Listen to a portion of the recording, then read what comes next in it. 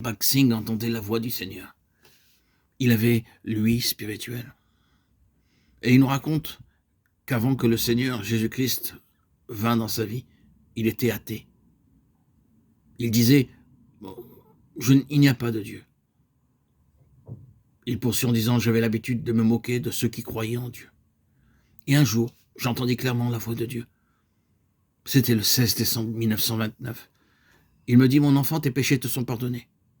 C'est ainsi que je commençais ma marche avec Dieu.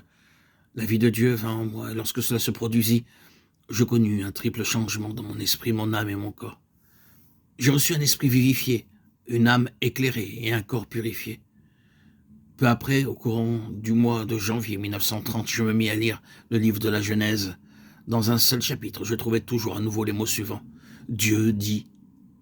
Dieu dit.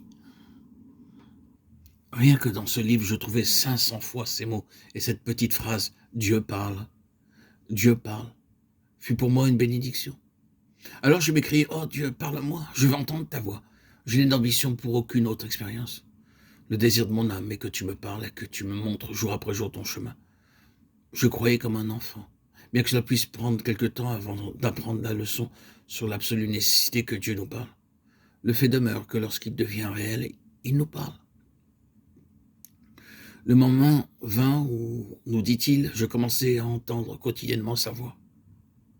C'est la raison pour laquelle je voudrais que vous entendiez également sa voix et que vous appreniez les leçons qu'il veut vous enseigner.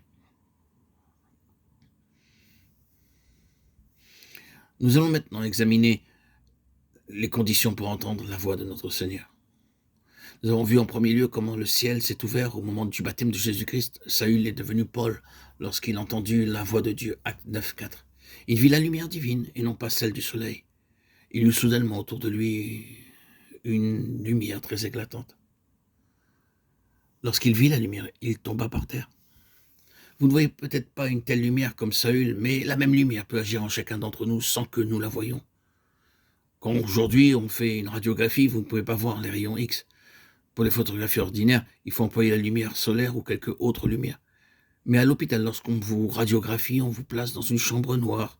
Vous pensez que la lumière va paraître, mais vous n'entendez qu'un déclic. Vous rentrez chez vous et le jour suivant, on vous montre la radio. Qu'est-il donc arrivé ? Le lendemain, lorsque le médecin dit « Monsieur, voyez vos poumons sur cette radio, vous vous étonnez de ce que l'on ait pu voir à l'intérieur de votre corps dans l'obscurité, car on ne peut pas voir cela de l'extérieur. » C'est ainsi que la lumière divine vient en nous. De la même façon, de nombreux noms sont donnés au Seigneur Jésus-Christ en Jean 8.12. Il est la lumière du monde et il est la lumière divine pour nous montrer notre condition intérieure. Ce que l'on ne peut pas voir extérieurement peut être vu à la lumière divine. Les médecins les plus expérimentés ne peuvent pas voir votre condition intérieure en vous regardant tout simplement. Ils ne peuvent la constater qu'en faisant une radiographie. De la même façon, la lumière divine pénètre en nous et les péchés cachés pendant tant d'années apparaissent maintenant à la lumière.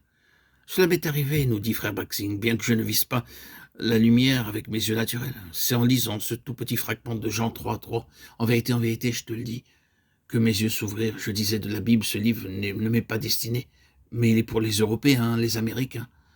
Cependant, ces mots continuaient à résonner dans mes oreilles. Je te le dis, je te le dis. Je répondis, Seigneur, dans ce cas, je suis un pécheur. J'ai prononcé des paroles blasphématoires contre toi. Frère Baxing poursuit en disant, en 1919, j'ai déchiré la Bible. Ensuite, je me suis agenouillé et je vis devant mes yeux intérieurs beaucoup de choses de ma vie passée que j'avais complètement oubliées. C'est, frères et sœurs, ce même événement qui arriva à Saül. Il vit d'abord la lumière, ensuite il s'agenouilla. Mais il entendit ces mots. Saül, Saül, pourquoi me persécutes-tu ? Saül pensait voir quelque chose de nouveau. Il croyait servir Dieu et être libre du péché. Il s'imaginait voir beaucoup de zèle pour Dieu. Mais il découvrait maintenant qu'il était l'ennemi de Dieu. À son insu, il avait fait du tort aux intérêts de Dieu. Il était incontestablement un homme sincère qui craignait Dieu, parfaitement familier avec la parole de Dieu. Cependant, il n'avait jamais vu la lumière divine. Il avait essayé de suivre Dieu de façon intellectuelle, mais il n'avait pas découvert sa condition intérieure. Il voyait maintenant toute la lumière venant à lui et il s'écria comme dans Romains 7.18. J'ai la volonté, mais non le pouvoir de faire le bien. En quelques mots, le Seigneur Jésus-Christ lui dit en fait qu'à son insu, il avait causé beaucoup de dommages à l'œuvre de Dieu. Seule la lumière pénétrant en nous peut nous montrer combien nous causons du tort à l'œuvre de Dieu et à nous-mêmes. De même que les rayons X peuvent nous montrer la condition exacte de notre corps et que le microscope sert à nous montrer la condition exacte du sang, de même seule la lumière de Dieu peut nous montrer notre condition véritable.